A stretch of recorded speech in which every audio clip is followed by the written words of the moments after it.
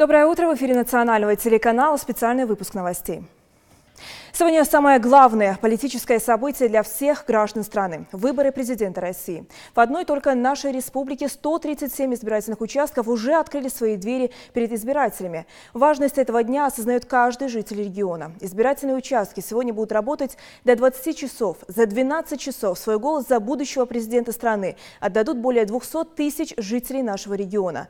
Каждый может проголосовать на своем участке по месту жительства. Созданы все удобства, чтобы каждый житель Ингушетии смог выполнить свой гражданский долг. Для пожилых и с ограниченными возможностями здоровья людей организован специальный транспорт, чтобы они смогли добраться до своих избирательных участков.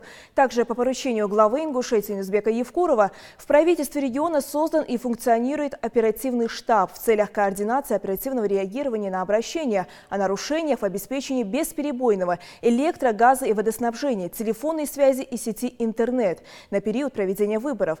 Практически во всех УИКах подготовлены концертные программы и небольшие сувениры для избирателей. Особое внимание уделят голосующим впервые.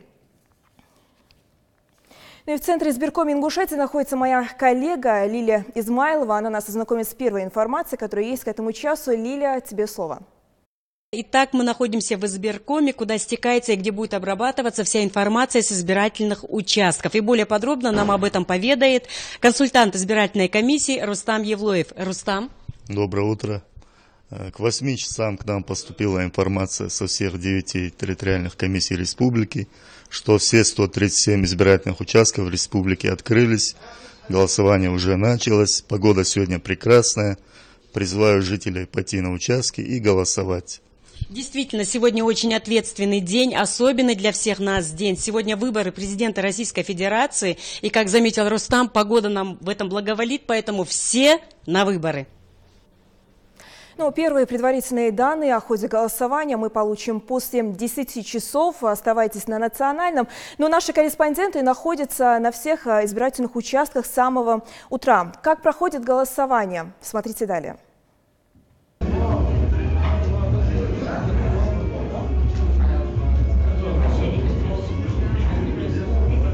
Население проявляет.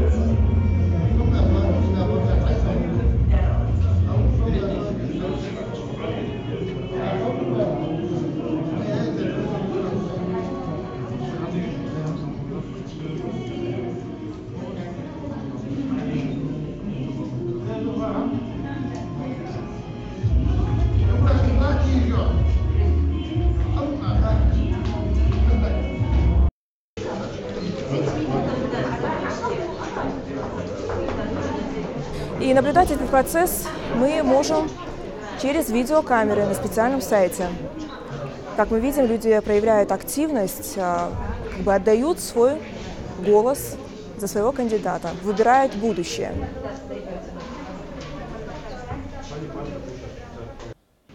Но не менее многолюдно в Малгобеке, это избирательный участок города Воинской Славы. Люди отдают свой голос за своего кандидата. Конечно, работа только начинается. Мы ожидаем, что к 10 часам еще впереди много времени, люди будут проявлять свою активность. Ну а мы будем вас знакомить с процессом хода голосования в течение всего дня.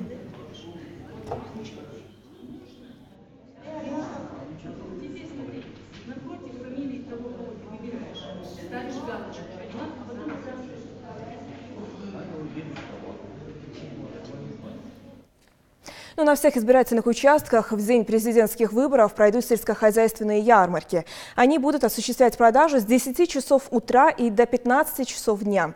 Здесь будет представлен ассортимент товаров фермерских хозяйств, частных предпринимателей, а также сельскохозяйственных производителей из соседних регионов.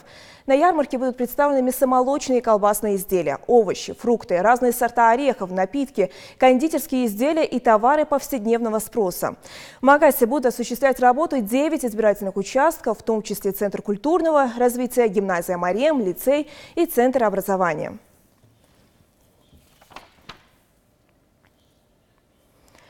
Ну и сегодня отмечается важная дата в истории нашей страны. 4 года, как президент России Владимир Путин подписал указ о возвращении Крыма и Севастополя в состав России.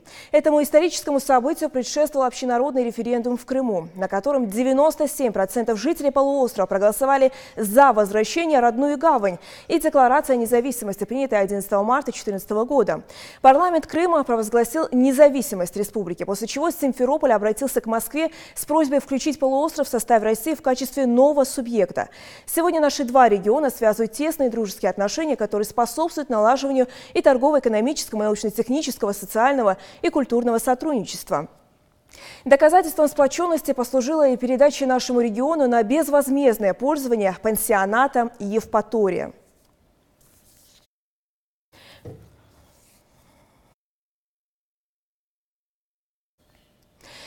Пока это были все новости к этому часу. Мы будем держать вас в курсе событий. Следующий выпуск новостей в 10:00. Ну а продолжит эфир национального моя коллега Мадина Албагачиева. До встречи.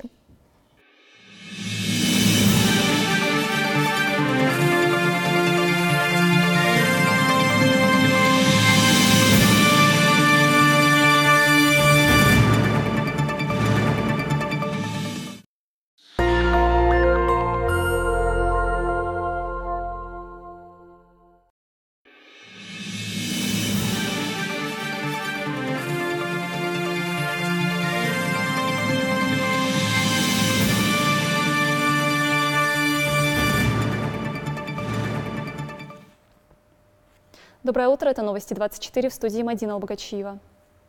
Сегодня самое главное политическое событие для всех граждан страны – выборы президента России. В одной нашей республике 137 избирательных участков уже открыли свои двери перед избирателями. Важность этого дня осознает каждый житель региона.